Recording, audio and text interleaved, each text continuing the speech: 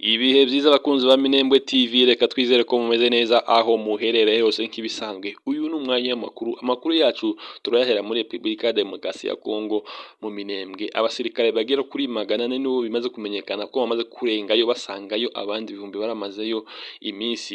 Twebutsa ko abasirikare bari bamazeyo iminsi mu mpera z'umwaka ushize, ubwo hari ku gitaramo ca Noel abantu banjiye umukutano, nibwo abo basirikare bagavye ibitero ku mihana itandukanye bica n'abaturage hariya mu misozi miremire ya Minembwe mu mpera z'umwaka ushize. Dusubire gato i Bukavu. Nyuma yaho ibinyamakuru vyegamiye kuri leta bivuga ko FARDC ihagaze neza ku rugamba, ibitegamiye kuri leta vyo bikavuga ko M23 isatira ikibuga c'indege ca Kavumu aho ni Bukavu.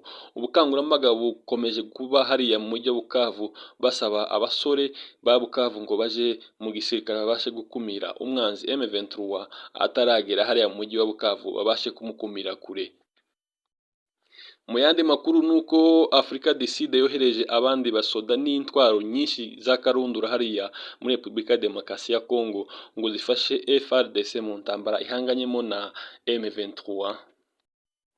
Tukivuga kuri Afrika du Sud, igisirikare cya Afrika y'Epfo cyasohoye itangazo rigenewe abanyamakuru ryerekana abasoda 14 baguye mu burasirazuba bwa Repubulika ya Demokarasi ya Kongo mu ntambara ihanganyishije M23 n'abasirikare ba Kongo. Ni itangazo abasirikare bagera ku 14 twasomye kuri iryo tangazo, dufitiye kopi ry'igisirikare cya Afrika y'Epfo. Abo basoda bari mu butumwa bwa SADC muri Repubulika ya Demokarasi ya Kongo DRC, ndetse nabo mu butumwa bwo kubungabunga amahoro ku isi ONU, bakaba baraguye mu ntambara yahegereye cyangwa se ahitwa Sake iri mu burengerazuba bw'umujyi wa Goma. Niho abo basirikare bagera ku 14 baguye mu gitero M23 yari yabagavyeho muri ako gace ka Sake.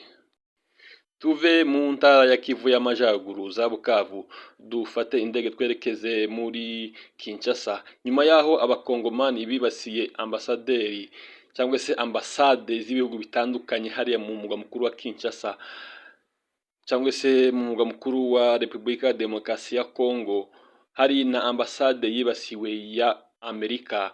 Uyu munsi ambasade ya Amerika yatangaje ko yagabanyije abakozi bayo bakoreraga i Kinshasa, isaba kandi abanyamerika bari Kinshasa kuvaho na bwango kubera impamvu z'umutekano. Ivuga ko itazongera gutanga za viza mu itangazo ambasade ya Leta Zunze Ubumwe za Amerika yasohoye uyu munsi hariya hanze.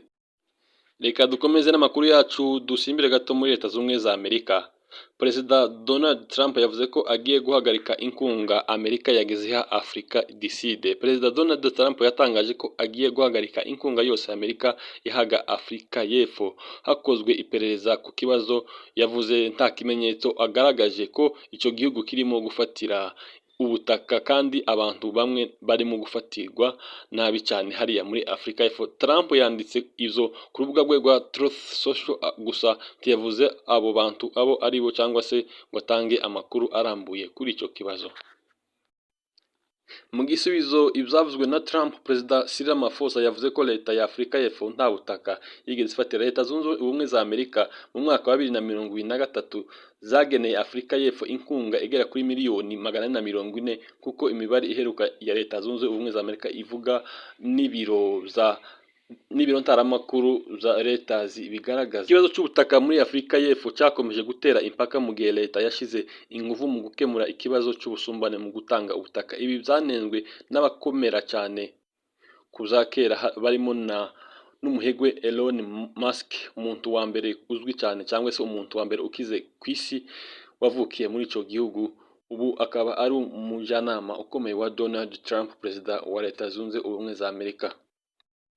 Perezida wa Afrika y'Epfo Cyril Ramaphosa yatangaje ko ku rubuga rwa X itegeko riheruka kwemezwa rigendanye n'ingurane atari igikoresho cyo gufatira ubutaka, ahubwo ari uburyo bwo gutuma rubanda igera ku butaka mu buryo butunganye kandi biteganywa n'itegeko nshinga. Nkunda Yohana Dusere, Minembwe TV.